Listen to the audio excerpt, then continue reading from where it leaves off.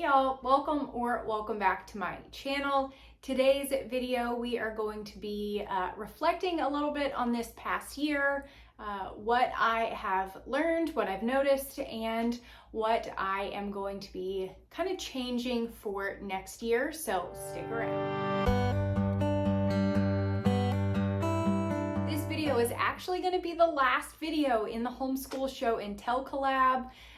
That's with Abby over at Rooted in Rest and Jessica from the Waldock Way. I'm a little sad about that. It seems like it came by, or it came to an end pretty quickly here. But yeah, so I will have their channels linked below, and of course the playlist. For those of you who may be new here, welcome. I will be going into, I guess technically it's going to be my second year homeschooling, although we did start kind of early with pre-K and that type of thing, but we didn't really start using a true formal curriculum, really trying to find a rhythm and a flow until last year, or I guess technically this year. I don't really know. Like I said, it seems to just kind of all flow together. But yeah, so I'm just going to kind of go down my list here of things that I kind of have learned, and just some of my thoughts of what worked and didn't work last year, and then kind of what I'm going to be doing moving forward into the upcoming school year. First up, and probably most importantly, is I want to and plan to be more intentional and less trendy. And by that, I mean stop looking at what other people are doing. And although it's great, and I'm not gonna stop watching YouTube moms because I have learned so much. And obviously I am a YouTube mom, or whatever you want to call it.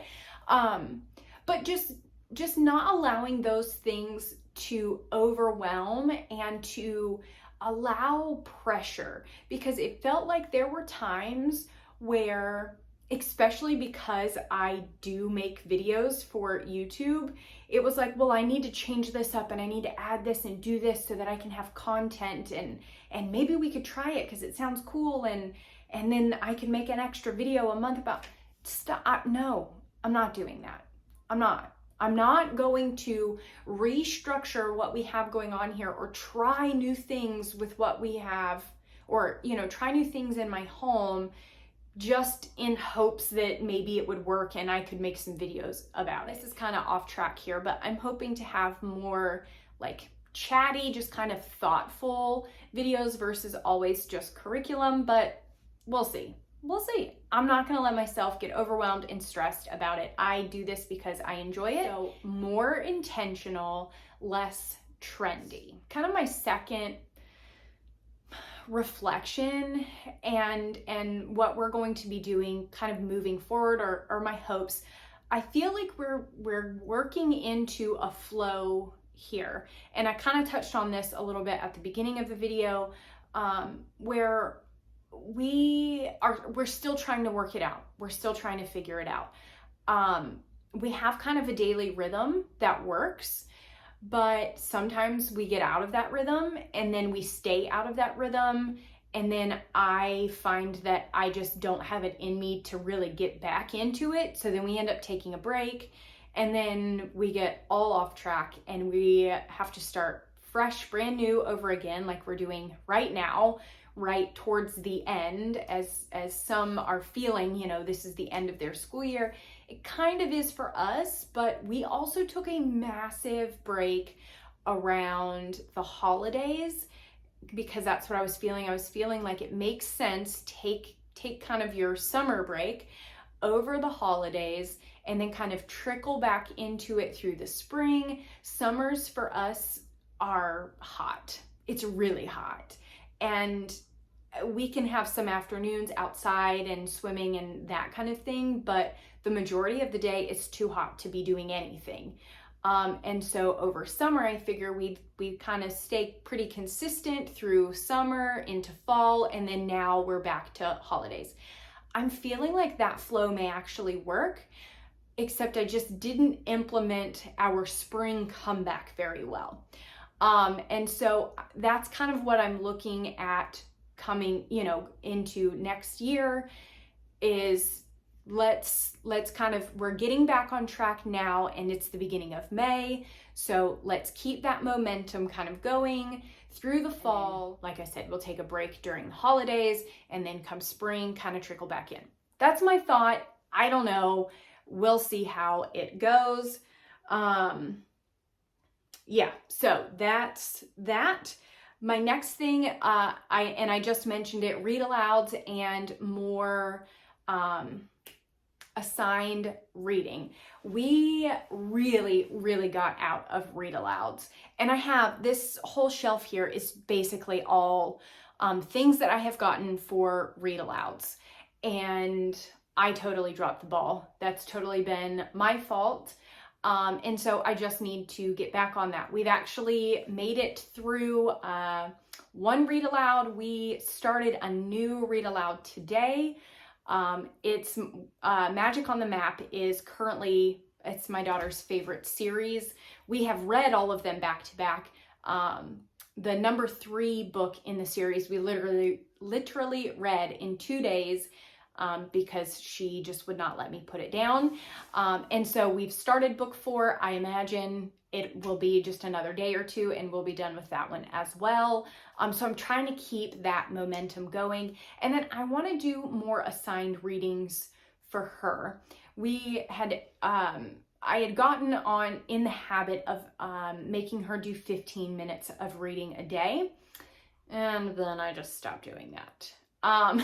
So I'm going to try and get back on track with that. And by assigned reading, I just really mean assigned reading time. I don't care at this point what she reads, because she's 6, so, or almost 6. So I don't care what she reads at this time. It's more about just the longevity of her reading, and the time frame. So I'm still going to keep it at 15 minutes. I am going to try and bump that up to 20 soon, but I've got to get her back in that routine first before I start, requesting more of her. And then the last kind of overall reflection and things is homeschool friends.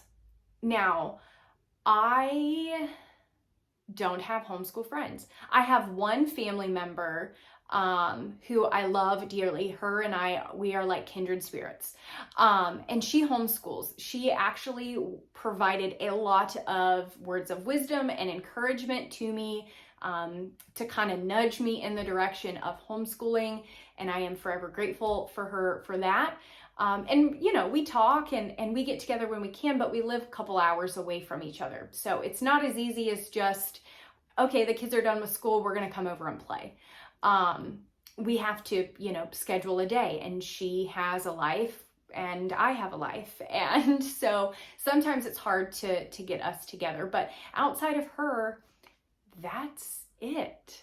And we're in a small town. And so, if you don't, if you're not in with the in crowd, then you're just not in. And so that makes things a little bit more difficult.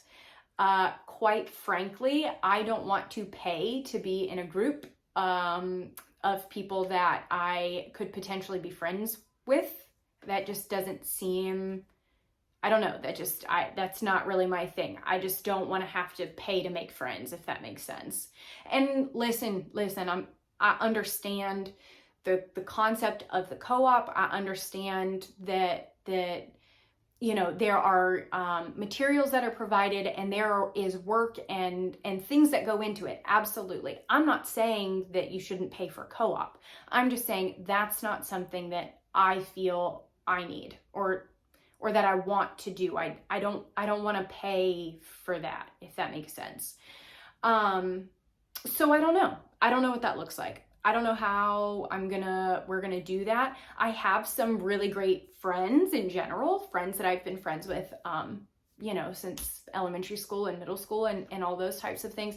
They're just not homeschool moms. It's just more difficult. And hopefully you guys know what I'm saying.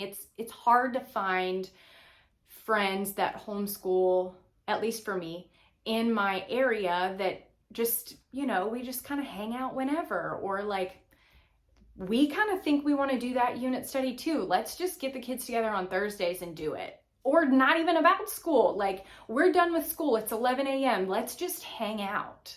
I don't have any of that. And that is something that I'm hoping to maybe be able to find. Like I said, I don't really know, because most people in my area, you either are in classical conversations, which is that's not really a program that I'm interested in. Or you have, you know, big co-ops where you have to pay yearly membership fees and like all that kind of stuff. Again, I'm not interested in that. So yeah, and that's the in crowd, and I'm not in the in crowd. So I don't know if you guys have any like places maybe that I could go to meet some cool homeschool friends. I would love that. And then my last little section here is regarding curriculum. Really kind of, well, I don't want to say specifically, but it's more geared towards curriculum. If you guys saw my videos last week, I shared with you the 2 new curriculums that we're going to be using. That's going to be My Story K from Master Books, as well as Where Faith Grows? Yes, I can see it here. Where Faith Grows. So My Story K, it is 2 days a week, and Where Faith Grows is 3 days a week. So I quite honestly am not exactly sure how we're going to work this out. Initially, my thought was obviously rotate them. Where Faith Grows would be Monday, Wednesday, Friday. My Story would be Tuesday, Thursday. But then we have Gather Round as well. I am sticking with Gather Round. We do have several units, which I did that video Thursday of last week. I'll try and link them up for you. But I don't know what that's going to look like. I don't know if we will do those in the morning and then Gather Round after, or maybe I am considering maybe doing like a block schedule kind of deal, where like maybe Monday we do both of our My Story K pages with Gather Round, and then maybe like a math day. I don't really know. I am considering block scheduling. If you guys have any good videos to watch for this age, for like kindergarten, first grade age, I know block scheduling is fairly popular. I just have not done much research on it. So if you guys have any good videos or any good video recommendations, leave them in the comments as well, because I'm totally going to be checking those out. And I'll do an additional video on that for you guys, you know, for anybody that may be interested in where I landed on that. But yeah, so I haven't quite figured out our scheduling. I just know that I am at this point thinking that the My Story K is really going to be our core focus. And then I want to be able to spend more time in Gather Round, because we really, really love Gather Round, and I love doing the unit studies. I just feel like we're moving through them too quickly, quite honestly. And part of that is because of my lack of preparation. And so we just do the pages and we're kind of moving along, which I feel like has been okay. We've absolutely learned a ton of things. I just kind of want to sit in it for a little bit longer, and I kind of want to do more of the fun things, and I need to get more prepared and do a little bit more scheduling and all that kind of stuff. So yeah, that's kind of my plan. Let's see. Yeah, that's all I have on my sticky note here. So that's kind of my plan. I want to make some adjustments to our curriculum, or I am making some adjustments to our curriculum. We're just going to have to kind of figure out what that looks like and how to incorporate that the best for us, where we're still not overwhelmed. But I think overall for myself, I need to prioritize school, because it seems as though I have had this tendency to say, well, it's fine. Well, it's fine. She's learning other places. Well, it's fine. She'll be all right. She's a little early. And while that has been true, it has allowed me to become really kind of lazy in it and not not really put in what I should be putting in and not really focusing. Now, I'm not saying that I am now going to stretch our school day out and have my whole day take up school. No, there are other things that I have to do. There are extracurricular activities that she is going to be doing. I'm not saying that. I'm just saying I need to prioritize it. I need to make it a focus. I need to say, if we're starting school somewhere, 8:30, 9 o'clock, come 8:30, 9 o'clock, I need to be in the right mindset. I need to be ready to go. And I really need to focus and pay attention. I can't ask her to focus and pay attention when I also am distracted with things that I could potentially be doing after school is over. That's just not proven to be very helpful. And I think that's part of the reason why we kind of just, once the holidays were over, we just kind of dove off. And man, it has been quite a bit of a struggle for both of us to get back into the groove. We're getting there slowly but surely. I just am hoping that maybe I can make it a little bit of a smoother transition next time, because hopefully we won't have such a sharp decline in prioritizing school, or at least school type things. Like maybe we just do read aloud, but instead of reading 3 chapters, we read 5, or just something that neither one of us are distracted. We're sitting down, we're paying attention, we're working together. So don't forget to check out the playlist in the description below. Thank you guys so much for watching today's video, and as always, I will talk to you soon.